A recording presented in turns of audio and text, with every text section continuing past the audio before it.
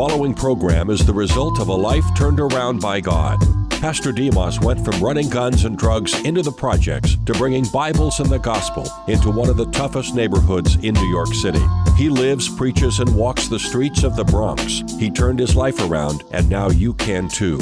You are about to hear the amazing story of the dynamic life with Pastor Dimas.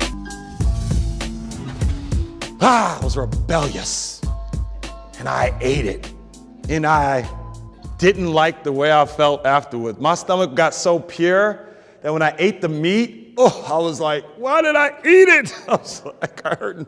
So just know those moments are going to come, but don't give up. You may lose a battle like that. Guess what? I lost the battle that week, a little bit, because I still was exercising, but I was eating like a madman, so I lost a little bit. And then you get back on it and go at it again. You get back up and go again. Everyone that I meet that moves up the ladder in life, you have to have bounce back. You got to know that sometimes, guess what? Life's going to knock you down to the floor sometimes. And when it knocks you down, you got to have that ability to bounce back. You got to get back up. You can't stay down, because it will knock you down. And sometimes people are going to knock you down. Sometimes most of the problems that come into our life have hair on it, And they're going to whack you, and they're going to snuff you, and they're not going to like you, and they're going to hurt you. You know what we got to do then? God, help me through this. I'm hurting. And then we got to find room to forgive and to get back up and then just start all over again. That is so important.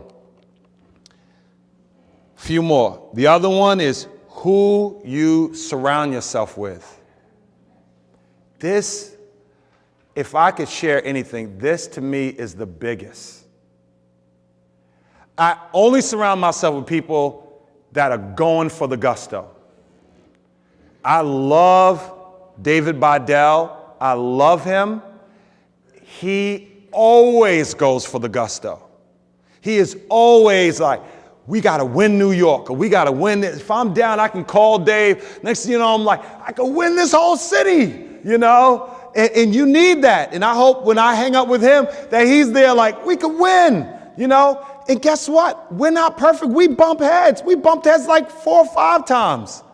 But we bounce right back as friends and say, come on, man, let's pick it up and go. And I'll apologize. I'm sorry, man. I shouldn't have said it like that. And there's times it's like, man, guess what? I didn't remember you and this or that. And we just kind of work it out, and we get up and we keep going and going and going and going till we see what Jesus is going to do. Because the devil's swift.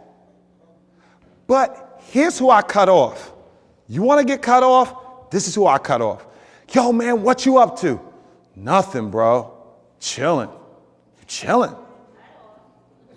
You chilling in the richest country, one of the richest countries in the world, with more opportunities than any other place in the world, with more things that you can get involved in with anywhere else in the world. You chilling?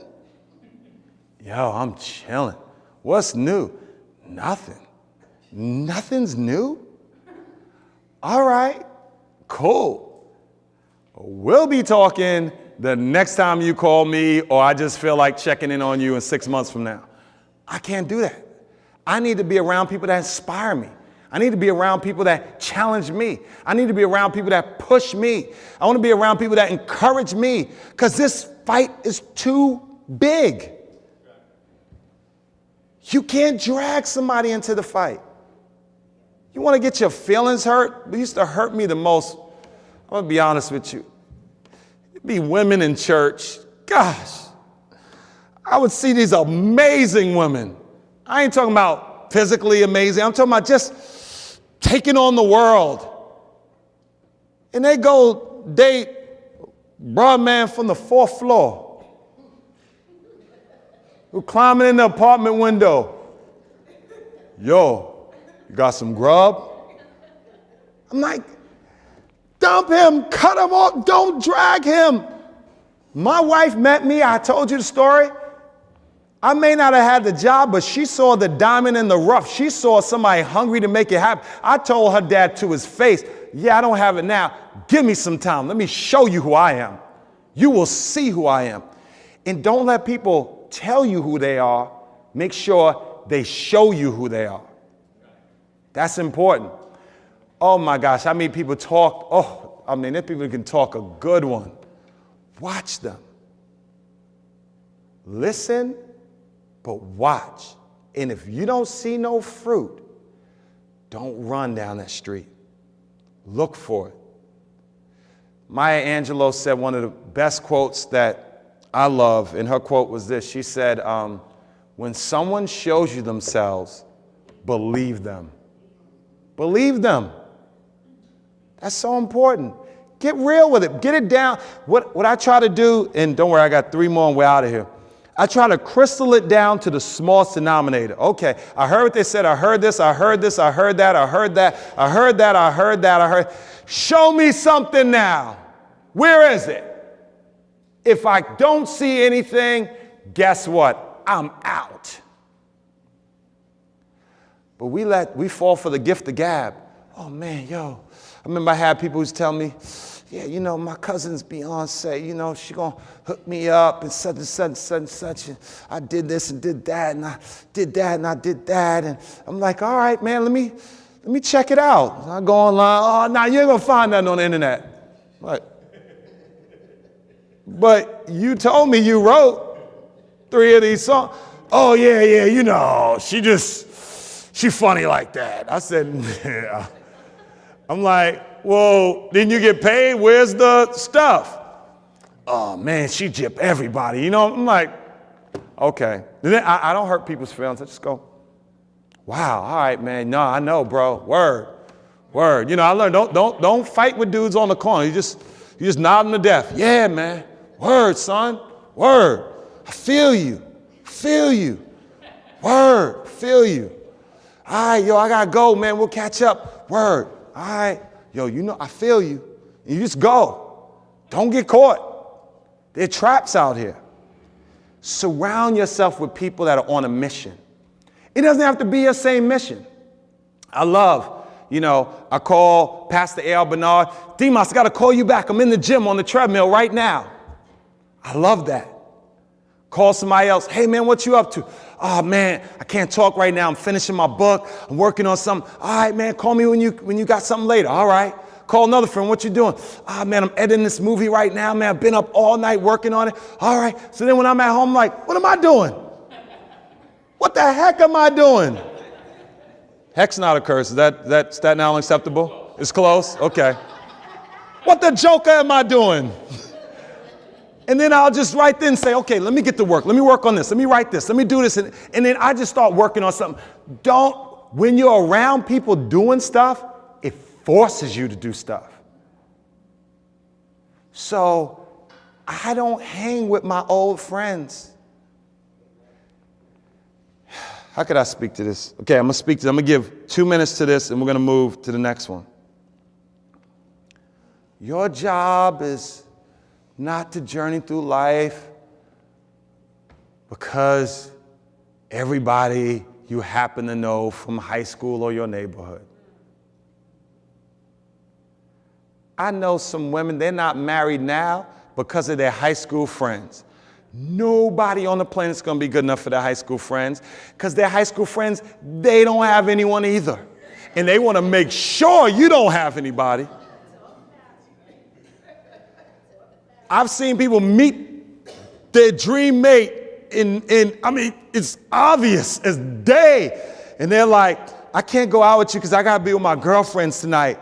And tomorrow they're doing something else. And tomorrow they got something else. And, you know, I can hook up with you in 2 weeks. And it's like, but you like him. Oh, yeah, he's amazing. I'm like, well, you're not sending him the signals you like him. You'd be surprised how crazy some people are. And then they wonder how the whole thing fell apart. It was like you ripped it apart when you shouldn't have. So you make sure you're surrounding yourself with people. And guess what? In life, there's levels, there's journeys. In these levels, I thought I could bring my friends. I made the mistake. I thought I could bring some people to where I was. But here's the truth. People will place themselves where they see themselves. I'm going to explain that right now. So often when I go places, now I'm put sometimes in the front row for whatever reason. And I could be going in there with somebody, like a friend, you know, whatever. And I'm like, yo, they got 2 seats on the front. They go, no, no, no, no, no, no, no, no, no. No, you go. They go, I'm going to be in the back. And I go, okay. But they save 2 seats for us. No, no, no, no, no. It's for you. You're right. It is for me. Because you see yourself in the back. So you need to stay in the back. And it's really not my job to be dragging somebody from the back to the front who do not even belong in the front. People will place themselves. Have you ever seen somebody sabotage their life? I have. We had a guy, hurtful story, man. My church was in the projects. Got this guy into a college. The dude was the baddest athlete in the entire neighborhood. Got him on the football team. They gave him all kind of grace to get him into the school. He was going to graduate making $180,000 a year. Guaranteed graduation. Everybody that graduates from that market, I'm not saying the market because he may watch and try to sue me. I got to watch the hood. They're real sneaky like that. Love y'all, but I know y'all. So he would have graduated making $180,000. While the game is going on, coach is like, watch this first game. He was the fastest runner. They were going to put him in like nobody's business. He leaves the game, sneaks in a cab, goes to the projects, goes on the 8th floor and smokes a blunt in the staircase and got arrested. I said, good for you. Good for you. You just threw this whole thing in the dirt. Coach was like, where is he? Where is he? Where is he? And you know what he wanted to be? Instead of a star on the team, he wanted to be the baddest player in the neighborhood. Watch me, y'all. Throw it. Oh! In the neighborhood. Then he got injured in the neighborhood. And where's his life? In the neighborhood.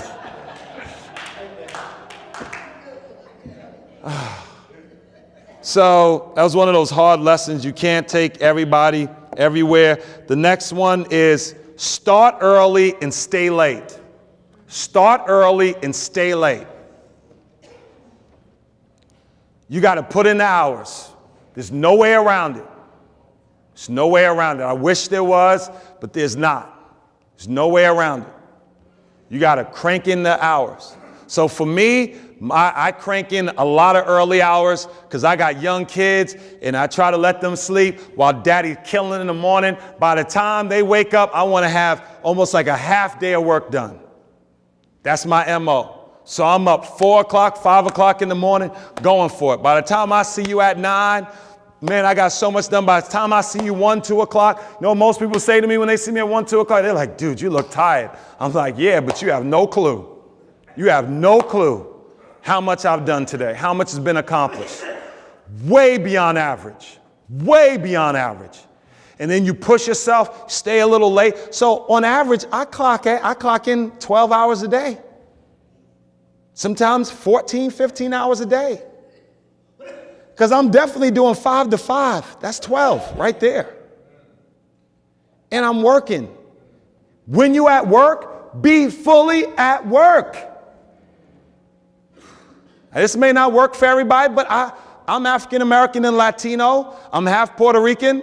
My family, my other half of the family traced to Ethiopia. So you know what motivates me? I remember all type of things. I'll tell you, sorry to hear it, but I remind myself about slavery. I said, shoot, if there was a master here with a gun, shoot, I'd be working nonstop. So I works myself nonstop. Okay? I read, the Supreme Court judge's book, Thurgood Marshall.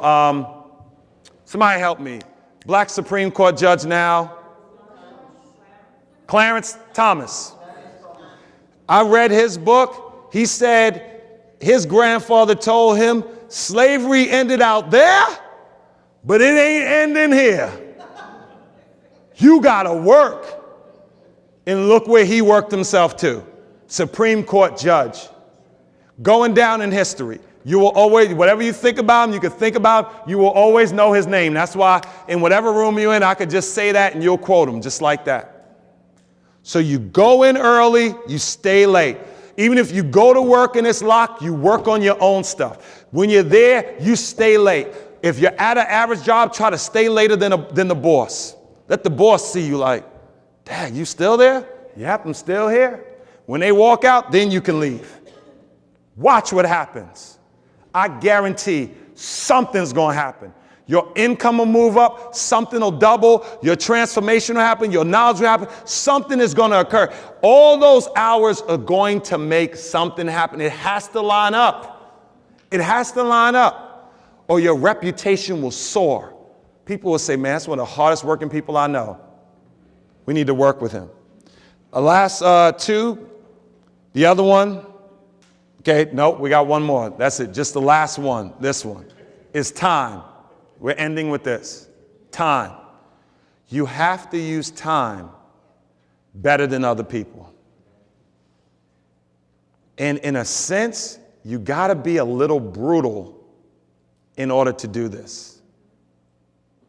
You have to look at your time. You have to know what you have to do.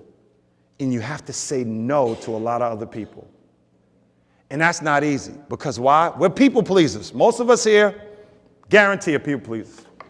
You have something you want to do, something you have to do. Your friend calls you, say, girl, I got to meet you for lunch today. You say, okay. Dude calls you up. Yo, what's up, man? Yo, I'm coming over. You go, all right, man, it's got to be quick. And then you're there for hours saying, dag. You got to be ruthless with your time. If you believe that what you're working on that board is the thing that God has called you to do, if you believe that working on this board is going to be the most productive thing that you can ever do with your life, if you believe that if you do this, you'll be the person that God designed you to be and that nothing, it will add on to everything else you want to do. If you really believe that, you're shortchanging yourself. You're shortchanging everybody that you're going to impact. You're shortchanging everything. You know what I used to do? I called up Tim Keller. I couldn't get him, so I called up his assistant. I said, could I see an example of what his week looks like? Whew. When I got that thing and I saw, boom, 5 in the morning he's doing this. Boom, 5:30 he's doing this. Boom, 6 o'clock he's doing this. Boom, from 7 to 9 he's doing this. Boom, for this 30 minutes he answers emails. Boom, from this thing he's having meetings. Boom, from this thing he's writing. Boom, this thing he's studying. For this 4 hours he's studying content. Boom, he's doing this. Then boom, he's doing that. Then boom, he's doing that. Then boom, he's doing that. And then he's home with the family. I'm like, I was there like, whoa. I mean, literally, I looked and said, he is amazing. I started saying, what a wretched man I am. I started saying, I got to straighten my life out. I got to switch some stuff. I got to work harder. I got to be my own slave master. I got to do this. And it started to make all the difference. Because here's the thing. People are going to pull you this way. They'll pull you this way. They'll pull you that way. They'll pull you that way. And then they'll come to you and say, why didn't you do a better job? You're like, what? Anybody ever go through that? Oh, you'll be shocked. Like, I know you just didn't say that. As somebody say once, we were in marriage and we were buying this, we did a trip, we did something else. Now my wife was like, where's all the money? You're supposed to have money right now. I'm like, you didn't see? We all went. And then I learned it's like, end of the day, no matter what goes on, and this is a mark of a true leader and somebody gets it done, the end of the day, I am responsible. Don't put blame on anything else. Knock down everything else. I don't come on and say, I didn't have time to work out. If you knew my plate. If you do this. You know what I do when I do that? I just start thinking of president. Some older presidents I start thinking about. Or a president. I start to say, how much did a president accomplish in a day? Who am I to say I don't have time? There's times I ran at night through the woods. Scary, man. I mean, where I live, there's coyotes, all kind of stuff. You wouldn't believe what's in the Bronx. I'm running through the dark at night. And one time, literally, I don't know what happened. I'm going to tell you the story.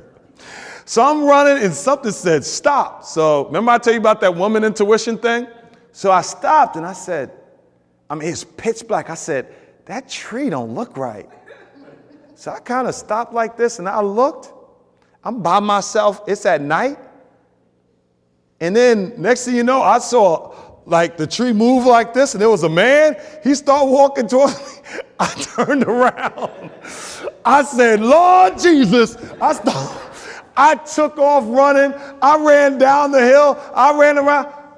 You ain't gonna watch me on no Dateline talking about the pastor was shot or stabbed. No, I don't know who that was. Why were you standing halfway behind a tree?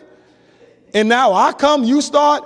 But let me tell you, somebody stupid would be like, I'm still going. Let me see what happens. No, I'm not seeing what happens. I don't want to know what's going to happen. I'm turning around like I did, and I ran around. I lived to see another day. So why I shared that, I almost forgot, but I do remember. Knock down every excuse. Don't allow yourself to have excuses. Balance it with the family, though. Tuesday, that's my family day. Big time. Saturdays, all day with my family. Other evenings, I'm with my family. But other than that, I got a lot of work to do. I'm going to make sure I do that work. And I'm telling you, if you think about impact rather than making everybody around you happy. Now, I'm not rude. I'm kind. I'm nice. I treat people well. I love people. I really do. But I also have to think about my life. Is it to just meet a small group of people? Or is it to help millions of people? And I believe God has called me to impact millions of people. And there is a certain amount of responsibility that comes with that call that I take very seriously. And I want to encourage you to take it seriously with what God has called you to do.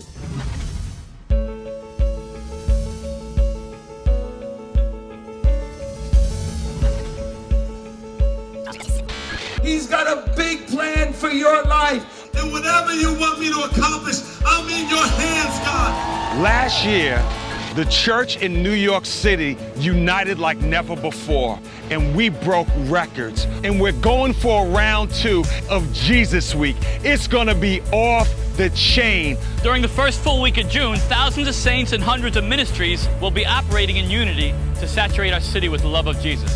The strategy is simple.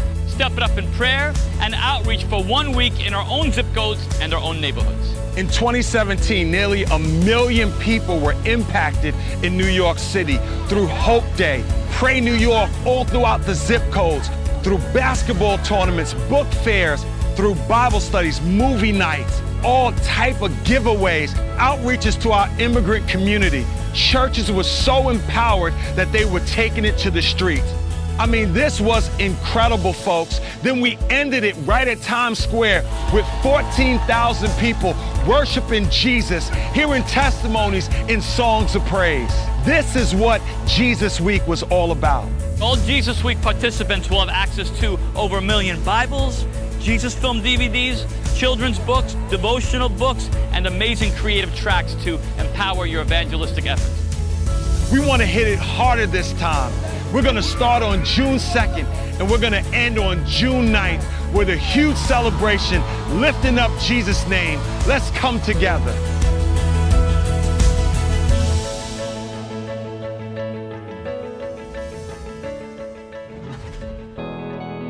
Hi, I'm Pastor Dimas, the host of The Dynamic Life.